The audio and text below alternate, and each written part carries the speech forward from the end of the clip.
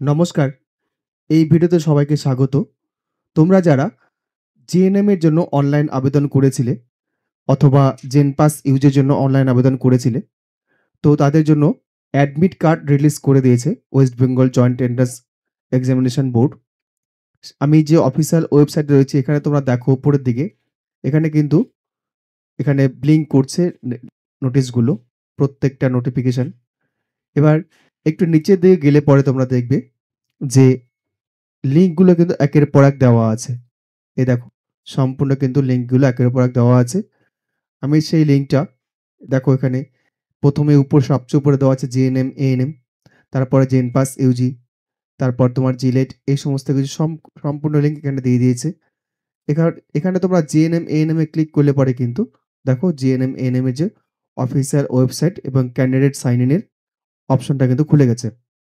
তেমনি করে জেনপাস খুললে পরে এরকম আসবে। তারপর জিলেট খুললে পরে এরকম আসবে। তো সবগুলো লিঙ্ক কিন্তু আলাদা রয়েছে।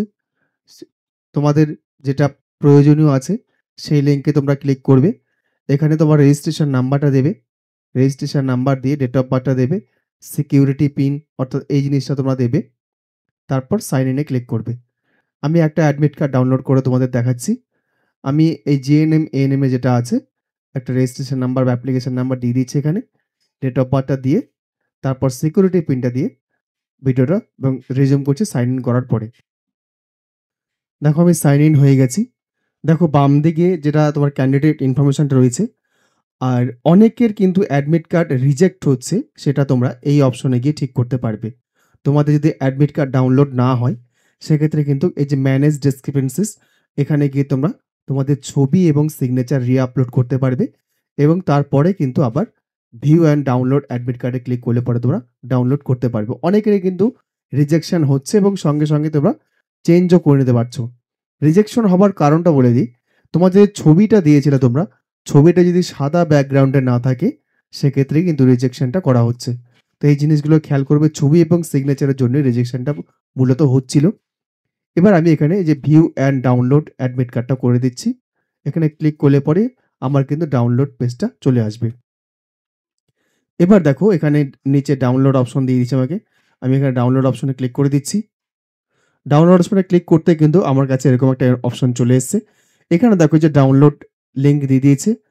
কম্পিউটার থেকে যদি ডাইরেক্ট প্রিন্ট করা যায় এখান থেকে প্রিন্ট হয়ে যাবে। আমি ডাউনলোডে ক্লিক করে নিচ্ছি।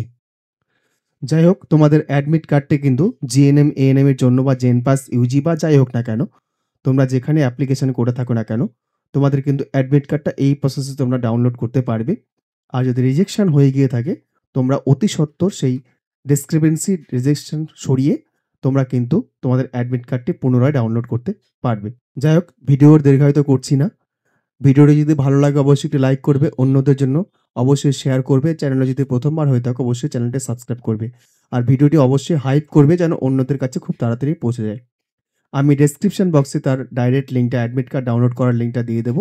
তোমরা সেই লিঙ্ক থেকে ডাইরেক্ট তোমরা অ্যাডমিট কার্ডটি ডাউনলোড করতে পারবে। ধন্যবাদ।